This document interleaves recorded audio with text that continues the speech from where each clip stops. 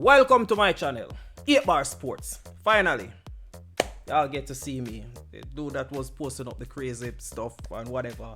But this is what I really want to do. I want to do analysis on the games, and no better game to get it started for me is the Grizzlies versus the Suns. What a game it was. Two teams that I really want to, two teams that I wouldn't mind any one of them win it, because last year I really wanted Suns to win because I'm a big Chris Paul fan and I think he deserved the title, but I'm a more Memphis fan than Suns. So I'm really looking forward to see these two teams at the semis conference, right? More likely it looks that way right now, but we know anything can happen, right? Because injuries and all of that can come about, which we have seen with this game coming in. We have Adams was out with a calf injury. Baines a sore left ankle. Jackson sore thigh. Jones had a injury that he picked up on one of his arms during the Spurs game. And John already injured, and I forgot the other one name, but it was about 5 or 6 persons on the injury list, right? Now, the thing with this game is the two top teams, which no other team from either, no other team is going to pass any of them. Suns already clinched the number 1 spot, and Grizzlies already clinched the number 2 spot overall in the league. Now, Suns come into this game 64-14, and Grizzlies 54-23. Two of the best in offense, defense as well, top 10 both of them. So you have Grizzlies being the number 1 offense in terms of points put up, and Suns number 2, right? All right. Grizzlies for the first time, right, has topped the Southwest Division for the first time. They are the champions for the first time there, and now they are going for a franchise record of, I think, 57 or 58 wins with 4 matches to go. Utah, Denver, Pelicans, and Boston. 4 tough matches, because the Pelicans are really playing some ball right now, right? Boston, out of all, playing the best so far. Boston has been the best since the All-Stars break, right? And I think Grizzlies would second them, right? So far, I think Utah have a 3-1 lead over the Grizzlies. I think it's 3-1. So there's no way, if that's the case, Grizzlies could come back and, take this, for the season. It would be 3-2 or 4-1, right? But Utah is not playing very well right now. We see in the playoffs where they do fall off at times. They go very strong during the season, and in the playoffs time they just kind of fall back. This just does not look good for them going into the playoffs, knowing what happened the past 2 seasons, right? Hope we get a competitive game enough there, and nobody have to be trying to come back from 20-30 down, right? Denver, we are leading. I'm gonna say we, because I'm a Grizzlies fan, right? We are leading the Denver Nuggets 2-1. So at best a tie, 3-1 if anything. Pelicans have a 2-1 lead over us as well so far. And Boston, we only faced Boston 1 time so far. I think I need to find out how this works. How the draft for this work, how you face teams certain amount of times for the year. You understand? For the season. I'm going to look into that and see how that works, right? That's going to be one of my topics, because is it that they face Boston 1-2 times every season? You understand? Or this is a drafting where I don't know. I'm gonna check that out. If anybody know it, you can say it to me. But I'm still gonna do a video on it anyway, right? Also, Boston have a 1-0 lead going in right now, 1 advantage. So at best, a comeback, a tie, or Boston is playing really well right now, and this season is very interesting with all these teams that are so hot It's like anybody can win it. But the Bucks, Giannis, I'm not even going any further. Mr. Giannis, come on. He's going to be the one to beat still, right? So, let's get into it. We know that game already played. If you haven't seen the game, the Grizzlies won it 122 to 114, right? And it wasn't a nice game for the Suns, right? It's one of their I would say one of their worst performance. But turnover wise, the turnover really got them, right? Offensive boards, whew. And we already know that Grizzlies is number one in offense, in offensive rebound, right? And Adams, which is the number one he wasn't even playing, right? So the guys that weren't playing, this would be a problem. I think Suns have to think about that. This is like the bench playing, and Grizzlies does not have the best bench in the league. I'm not really sure how much they're ranked, but Grizzlies does not have the best bench. And to be outplayed like this, like their defense was really, really good. There were some calls that these referees really need to drop on. You understand? Because some of these calls are ridiculous, right? One of them where I think it's Booker that drew the first foul. That wasn't a foul whatsoever, right? The first foul, no, not exactly the first, but a foul that shouldn't be called a foul. It was an on one. Then you have another one where, who drove again?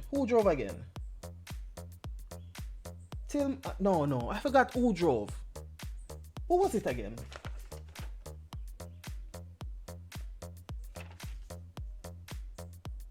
It was Conchar. Conchar, that the one that drove.